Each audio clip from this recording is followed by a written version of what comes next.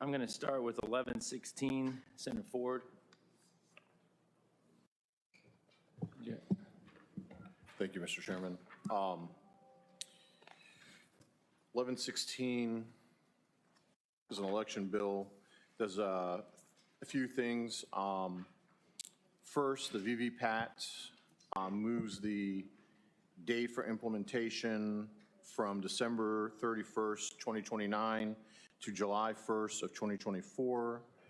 Second item in the bill, we're changing the term risk, limiting audit to post-election audit. And third, requires an applicant for an online absentee ballot to include the driver's license number or last four digits of an individual's social security number as a cross-check for security verification purposes.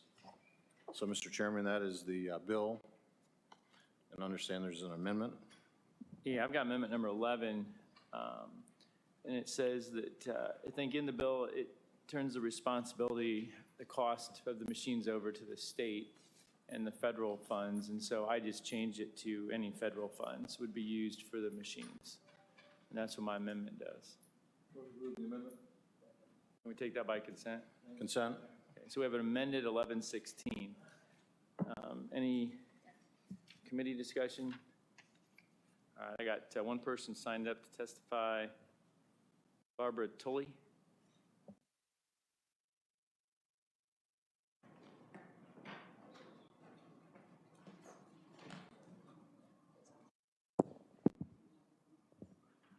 Thank you, Mr. Chairman and members of the committee.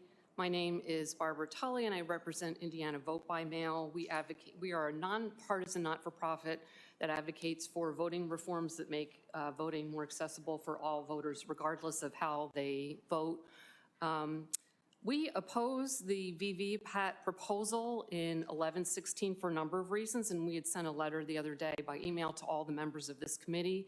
I don't necessarily need to reiterate all the reasons in that, other than to say, you know, the entire voting rights community opposes VVPATs, computer security experts and others. In fact, a professor out of the University of, I think it was South Carolina, I can get the quote for you after the fact, said as recently as 2020, it mystifies the voting rights security community why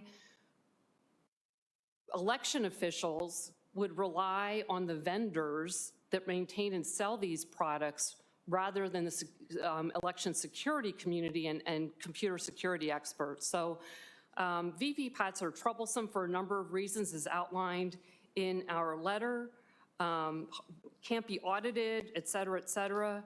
And for audit purposes, I think the smartest thing to do is to return to hand-marked paper ballots. And people across the political spectrum, wildly opposed to each other on either end of the spectrum, could probably say, yeah, if you've got a hand-marked paper ballot, absolutely, we can audit that. That is something that we can all rely on. So if you want to place trust in elections, don't spend this money. And in fact, just because you're saying it's now federal money with the latest amendment that's been introduced, what, the Fed has this unlimited pile of money and Indiana's willing to use that for VVPATs? It makes no sense whatsoever. So for that reason, we oppose 1116 and don't believe that the state should be moving toward VVPATs. Let's just go back to the basics and go to hand-marked paper ballots. It makes the most sense. It's the cheapest thing to do, and it's the thing that's going to make our elections in Indiana trusted by voters and restore confidence. Not that it's to keep confidence high, I should say. Thank you. Any questions? Senator Boots. Thank you, Mr. Chair. So when you refer to paper ballots, are you talking, at one time I think we voted with paper ballots, but then you fed it into a machine that counted the ballots? Right, that's a ballot marking device like we use in Marion County. I'm a resident of Marion County.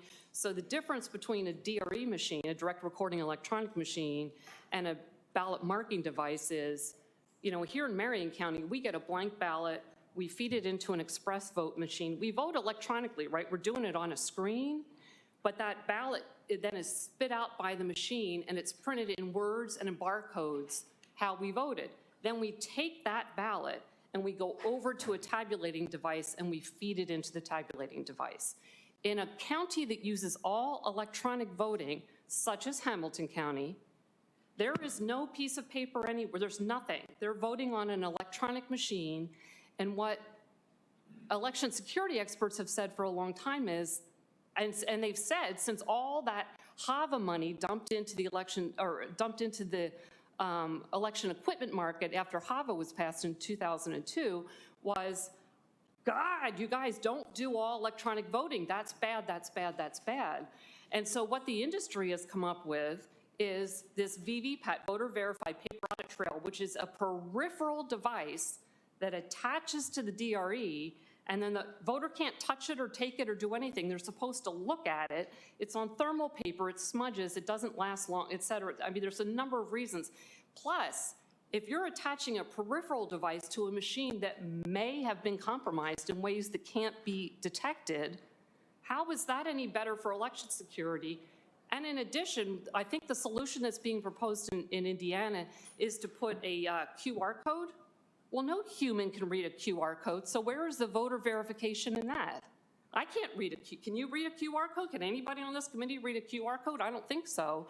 So how does that make our elections more secure? So for that reason, let's just get back to ABCs, go to hand-marked paper ballots. For much less money, the state could put hand-marked paper ballots or ballot marking devices for voters that needed assistance in every polling place, and let's just get on with being able to audit elections in an easy and trustworthy way that anybody across the spectrum can say, yes, that's how we audit elections. We both agree we can see people mark these paper ballots. Okay, thank you. Yes, sir.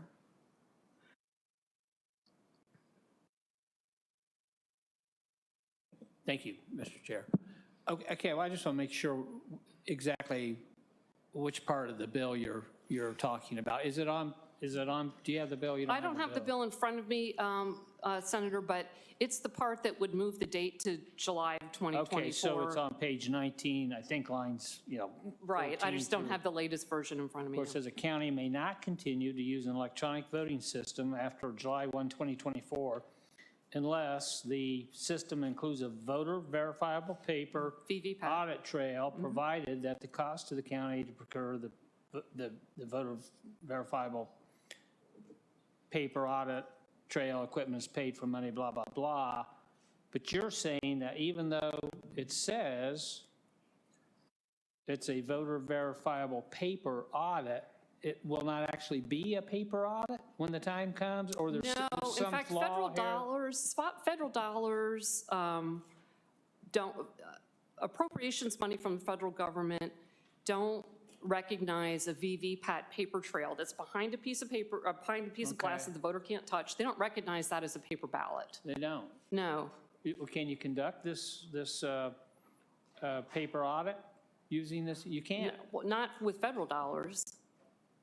So I'm not sure where the money's coming from for this anyway. So, and again, to simplify it, all I'm saying is take that part out of the bill. I'm not saying get rid of the 2029 date. We have more time to work on all of you that are going, well, wait a minute, I'm skeptical. Let's work on this some more. Well, then take out the 2024 date. Why is the state rushing into, by 2024, spending all of this money? And trust me, it will be millions of dollars. There are 59 counties in Indiana that use DRE machines. There are hundreds, if not a few thousand DRE machines across the state. So is it your testimony that we'll be spending all this federal money and it won't do the objective that Right, we're trying that's it, to yes, that's achieve? right. Well, That's maybe the author or sponsor, somebody can address that. I don't think that's a good idea if that's the case. But. Yeah. Any other questions?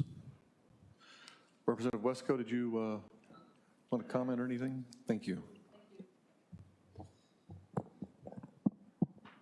Thank you. I'd just like to testify in relationship. It is a VVPAT, Voter Verified Paper Audit Trail, meaning they may vote on the machine, but then there is a ballot that is printed out that the voter verifies. The voter looks at this paper ballot and then puts that into the machine that can be counted and can be looked at going back to verify that the results from the machine were accurate.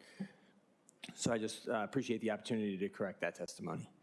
So just so I understand, so a person votes on some type of electronic device, It prints out what their vote was. Correct. They could then look at it on the piece of paper. Correct. And then what do they do with that piece of paper? And that piece of paper then is entered into another piece of equipment Okay.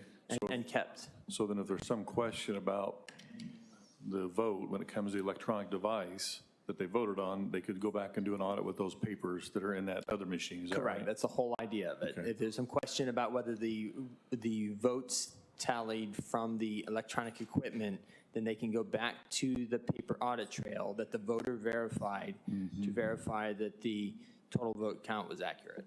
Okay, very good. Any other questions? Thank you very much, Representative Wesco. Appreciate you being here.